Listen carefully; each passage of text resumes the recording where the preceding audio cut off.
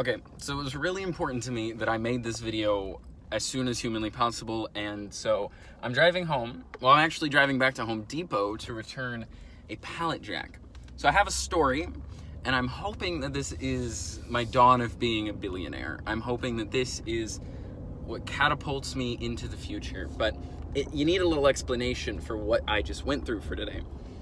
So what happened was I bought a vending machine probably about a month ago, and it is a snack machine. And this snack machine cost me about $900. I went up to Longview, picked the machine up, and it's been sitting in my parents' garage for, the better part of a month, give or take. Maybe 3 to 4 weeks, about a month though. And so it's been sitting in my parents' garage, and I needed a spot for it. So I found a location at my old school. And so I've been making plans to come, deliver the machine, and we've been talking about me delivering this machine for a while, and today finally happened.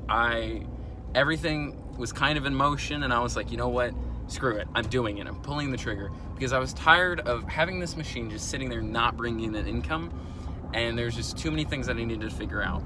So I was like, you know what, let's do it. So I got off work at noon. I was supposed to work till 3:30, but I asked my coworker, and I was like, can you come in? And he was like, yeah. And so I dipped early, and I made a reservation at Home Depot to get a pallet jack, so that it would be easier and a little more professional than dragging this machine in to where I needed it. And it helped a lot. If you're gonna do this vending machine business, get a pallet jack. It might take some time learning how to do all this, and there's probably more efficient ways that I'll discover as I do this, but to start, that was a very efficient way. But as the story goes, I get off work, and I don't own a truck. I'm in a truck right now, but I don't own a truck. So I was like, hey, my Aunt Deb, hey, can I borrow your truck? We'll trade cars. She's at work. So I left my car there. I got this, and I went over to Home Depot.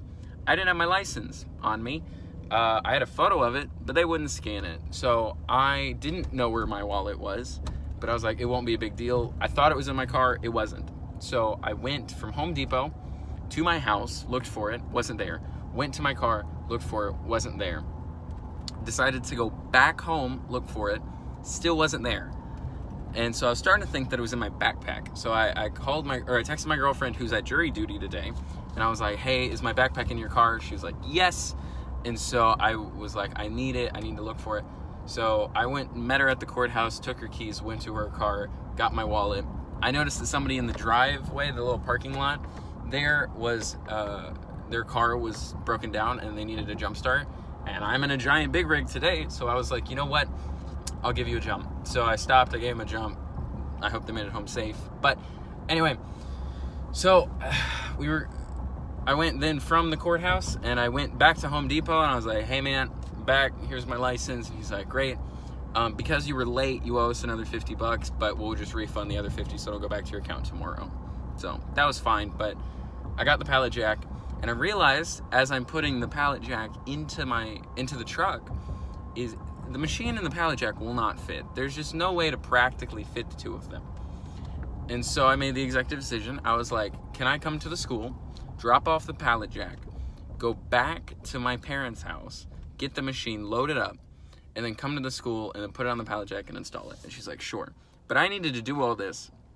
I probably should have mentioned that there was a time constraint on all of this, because I had to get this done in just a couple of hours, and it was not going to my favor, like, at all.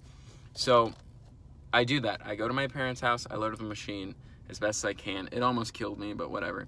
I put the machine in, strapped it in, and we made it to the school. We made it to the school, got the pallet jack out, got some help. Thank you, Simmons. Thank you, Miss Mount.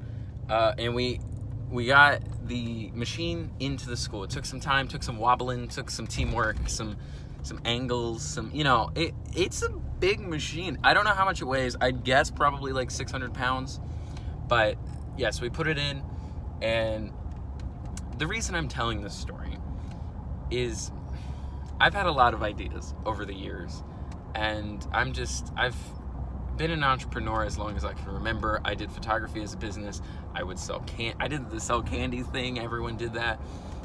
And as long as I can remember, I would flip things on Facebook.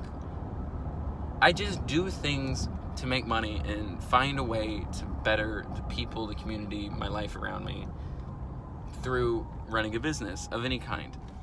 And out of all the ideas I found, probably my favorite one was there's an ambulance going off. My favorite one was probably acquiring businesses and boring businesses, things that have been around forever: car washes, laundromats, billboards, and vending machines. Now, I have a much longer list of how I want to make my money and how I want to be a billionaire. I call it 12 steps to being a billionaire because if I ever do this and it works, I'm writing a book. I'm going to be a billionaire, and when I am, I will write a book on this for other people to read. I don't know if the market will be the same. I don't know if, all these ideas will still work then, but I can only talk about what I'm doing now. So I will say this is the first step that I have to being a billionaire. And it's going great. So this is the first step to being a billionaire. And I'm terrified. I'm excited. I feel a little stressed out, but in a very fun way. I feel like I'm doing something for me. I'm not even getting paid for this. All this was done because I have money from an investor and a close friend of mine to actually do this. Thank you. I don't know if you want that to be public information, but thank you. I'm very excited. I'm scared. I'm nervous. I'm very anxious that I'll fail and this will have all been for nothing. But I don't think it would have been for nothing. I think I would have learned something more valuable than any book or person or school could teach me. I would have done something and I could say I've done it. And so if you would have told me a year ago that when I got out of high school, a year ago, that I'd be living on my own, I'd be running a vending machine business, I'd be traveling Texas to film a documentary, all this crazy stuff that I've been doing, I wouldn't believe you. But at the same time, with all that I know now, I think it's only going to get better, and it's only going to get higher and bigger and badder, and not badder, but badder or whatever, I don't know. It's just going to get crazier, and I'm super excited for how things are going to go, and I just want to document this. My YouTube channel has been a mix of, high quality cinematography and, my documentary and business stuff, and we talk about business stuff on this channel, and for a long time I've been focused on the quality of these videos and not just making videos. The whole point of this is to build a community to talk to. So I want to know, what do you think? What do you think of this vending machine stuff? Do you think it's a good idea? Do you think it's a bad idea? How would you run your vending machine business? All that good stuff. Just let me know in the comments down below. I appreciate every single one of you. Also, thank you for 200 subscribers. I really appreciate it. That's really awesome. We're shooting for 1K. I'm excited for it. Anyway, I appreciate all of you, and I'll see y'all in the next video. Adios.